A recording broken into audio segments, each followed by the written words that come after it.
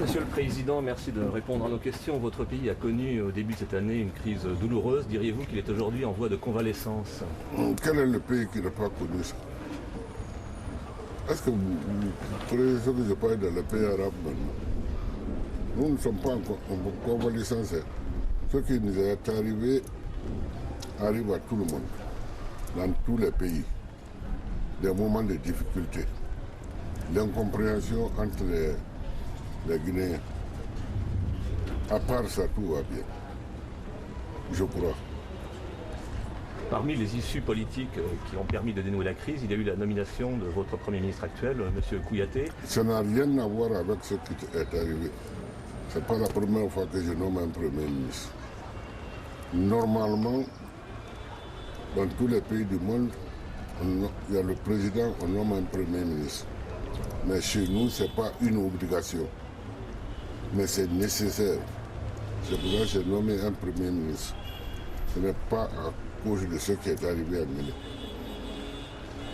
J'espère que c'est une bonne chose d'avoir un président et un Premier ministre qui prennent des fois des coups à la place du président. Il n'en reste pas moins que ce Premier ministre a été nommé dans des circonstances un petit peu particulières. Je pense que vous en convenez. Il y a eu ces manifestations, il y a eu des dizaines de morts quand même. C'est quelque chose d'assez singulier. Donc c'est quelque part un Premier ministre de crise. Oui, nous avons eu un moment de crise par incompréhension. On ne s'est pas compris. Il y a eu des malentendus. Ce qui a failli provoquer des crises. Mais je crois, moi, que tout est rentré dans l'ordre. Nous continuons à avancer. Dans tous les pays démocratiques, il y aura des problèmes comme ça. Donc cette crise fait partie du passé, Monsieur le Président. Mais bien sûr que ça a passé. Ou bien? Est-ce que cette crise a donné des idées aussi? Ou bien vous croyez que nous sommes encore en crise? Nous ne sommes plus en crise, il y a eu des moments de difficulté, c'est vrai, d'incompréhension entre les Guinéens, mais moi je crois que tout est rentré dans l'ordre maintenant. Cette crise de janvier a donné des idées aussi aux militaires qui ont manifesté ces derniers temps pour exiger. Moi je suis militaire. Que si les militaires ont eu des idées, c'est pour m'appuyer. Ils ne veulent pas que les civils se moquent de moi. C'est tout. Et si les civils avaient réussi à faire ce qu'ils voulaient, les militaires auraient fait autre chose. Donc c'est une chance que nous avons eue, que les civils ont échoué. Vous êtes allé au camp Alpha Yaya, franchement, au bon moment de la crise. Nous avons admiré votre courage. Parce que c'est pas non, ça c'est pas un courage. Je regrette, mais c'est pas un courage. Le camp Alpha est sur moi. Je suis mieux au camp Alpha qu'en ville. Je suis parti voir mes compagnons d'armes. Je ne pense pas que ça fait un courage, ça. C'est mon devoir d'aller au camp. Et le plus souvent, je vais au camp, même s'il n'y a rien. J'ai mon repas à la cuisine, je prends, je mange avec les soldats et je quitte. Ça, c'est toujours. Il n'y a pas un mois qui passe si je ne rentre pas au camp Alpha. D'abord, j'habite un camp, je quitte là-bas, je vais voir les militaires dans l'autre camp. Je ne vois rien de spécial dans ça. Au plan politique, est-ce que la nomination de M. Kouyaté correspond à un choix personnel de votre part ou est-ce qu'il est dicté par les circonstances? Non, un choix personnel. Un choix personnel. Je ne suis pas obligé de nommer un Premier ministre. Si je le nomme, c'est parce que je le veux. Sinon, j'ai toujours dirigé la Guinée sans Premier ministre. Des fois, je prends, on ne s'entend pas, il s'en va. Parce que c'est lui qui s'en va, moi je ne vais pas. Il se trouve aussi que c'était quand même l'homme qui était proposé par une partie de l'opposition, une partie des syndicats? Non, non, non. Non. Ni les syndicats, ni l'opposition, personne n'a rien à m'imposer en Guinée, moi. Je suis là pour servir le pays. Je l'ai suffisamment servi. aucun corps étranger ne viendra rentrer entre moi et la population guinéenne. Ça, c'est exclu. Alors, pardon, excusez-moi, il est évidemment trop tôt pour dresser le bilan de votre Premier ministre, mais enfin, quand même, quelques mois ont passé. Est-ce qu'il vous donne satisfaction? Mon Premier ministre est très bien. Il est très bien, c'est pour ça que je l'ai choisi. Il est très bien. Il fera ce que moi je veux, il fera ce qu'il veut. L'essentiel est que ça serve le peuple.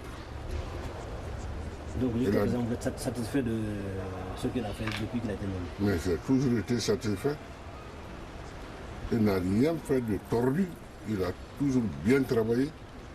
Et je sais qu'il continuera à bien travailler. S'il ne travaille pas bien, ça c'est entre nous deux. Je l'appelle dans mon bureau, on me dit ce qu'il a dit et on reprend notre travail. Le courant passe bien entre vous? Le courant, il n'y a jamais eu de courant entre nous. Le courant au sens positif. Il n'y a jamais eu de courant entre nous. Je l'ai appelé pour m'aider à travailler, il le fait bien, donc on continue. Le jour que il ne fera pas ce qu'il faut, je ne dis pas ce que je veux, hein, ce qu'il faut pour le pays, on se sépare, c'est tout. Est-ce que quelque chose est en train de changer en Guinée? Est-ce que quelque chose est en train de changer dans votre pays? Tous les jours, ça change. Tous les jours, il y a des changements. Oui. Heureusement qu'en Guinée, ce qu'on sent, c'est positif. Alors, est-ce que vous acceptez l'expression qui est parfois employée, nous sommes dans une période de transition? Comment? On dit parfois, nous sommes dans une période de transition. Il n'y a pas de transition en Guinée. Je suis le chef, les autres sont mes adjoints et mes subordonnés. C'est tout. Il n'y a pas de transition ici. L'administration à l'intérieur du pays est un peu fragilisée depuis les événements. Non, c'est pas vrai. C'est faux.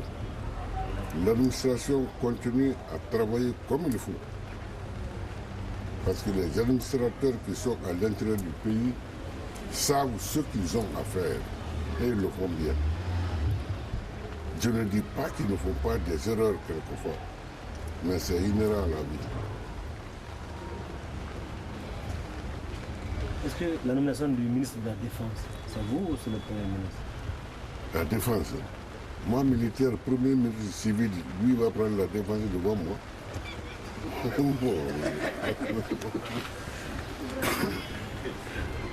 Sauf si je nomme quelqu'un à ma place, mais sinon c'est moi le ministre de la Défense.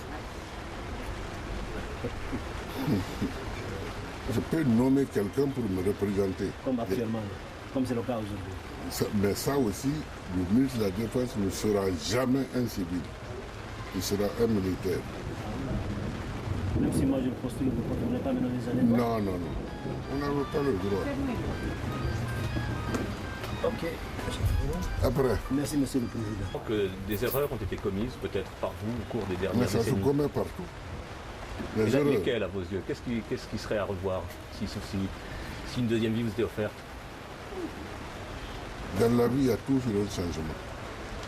Il y a toujours quelque chose qu'on fait aujourd'hui, qu'on regrette, qu'on n'a pas dû faire, qu'on reprend pour que le monde avance. Et quoi, dans votre cas, dans votre itinéraire, quoi? Mais il y a eu beaucoup d'erreurs. Je ne suis ni un diable, ni un demi-dieu. Tous les hommes font des erreurs. Mais ça se rectifie très vite. Il suffit de reconnaître qu'on a fait une erreur. Même ton subordonné, s'il te dit que tu as fait l'erreur, il faut accepter. Et vous diriez que c'est ce qui est en train de se passer, c'est une rectification d'erreurs passées? Mais ça, il y en a toujours et partout. On fait aujourd'hui, demain, on sent qu'on s'est trompé, on refait, on reprend. C'est pas honteux, ça. Quand on est en erreur, il faut avoir le courage de reconnaître. Quelles sont les grandes priorités pour votre pays aujourd'hui? Les grandes priorités, c'est la paix dans mon pays. Ça, c'est la première priorité. La paix, la compréhension entre les Guinéens et le travail. Parce que le bon travail, ça se fait quand on se comprend. Ce que je cherche avec les Guinéens aujourd'hui, c'est me comprendre avec tout le monde. Et chacun fait ce qu'il fait. l'une des causes de la crise de janvier, c'est, je suppose, une cause sociale, c'est-à-dire qu'en fait, c'était aussi le résultat d'une crise économique. Est-ce que de ce point de vue-là, s'il n'y a pas un vaste chantier qui Où ça n'arrive pas de crise économique? Dans quel certes, pays? mais il n'y a pas partout sans mort et Il y en a sans mort dans et tous plus. les pays, il y en a dans tous les pays. Il y a eu des crises économiques, même politiques. Mais ça passe. Et les Guinéens continuent à avancer.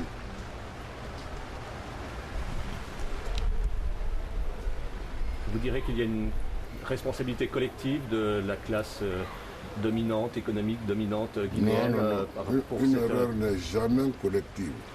C'est toujours individuel. C'est toujours quelqu'un qui se trompe. Dans son erreur, s'il reconnaît qu'il s'est trompé, c'est lui qui fait marche arrière. Parce que la Guinée doit avancer. On avance avec des erreurs, ça se commet partout, dans tous les pays du monde. Mais cela ne doit pas arrêter de l'avancée du pays. Et quelle réforme peut aujourd'hui rétablir la confiance du peuple guinéen? La conscience du peuple guinéen est bien établie. Très bien établie. Quelques moments d'incompréhension peut-être. Mais les Guinéens se comprennent bien, s'acceptent bien et ils avancent ensemble. Merci, M. le Président. Vous êtes fatigué? Moi, ça fait signe que je viens. Ça fait signe qu'il fait. C'est que j'ai voté, c'est pas le Bréda. Félicitations. C'est vraiment bien, merci bien. Merci, monsieur.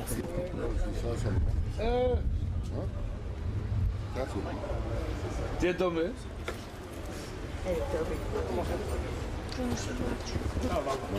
Bâti. Pourquoi? Regarde, il s'est battu à l'école. Il s'est...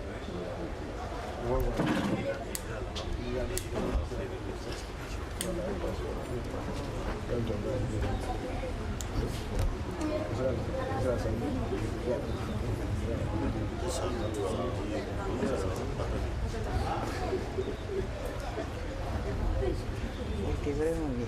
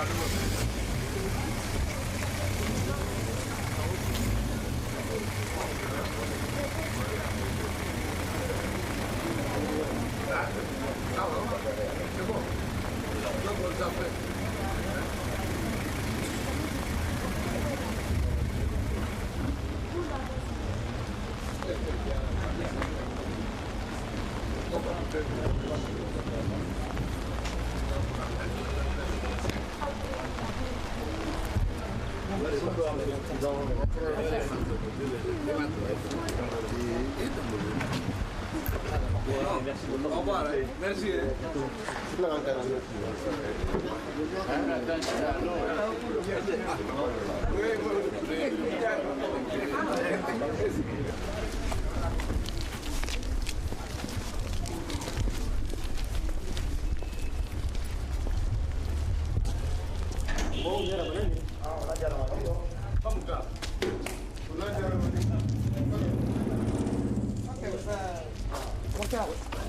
Merci, à demain.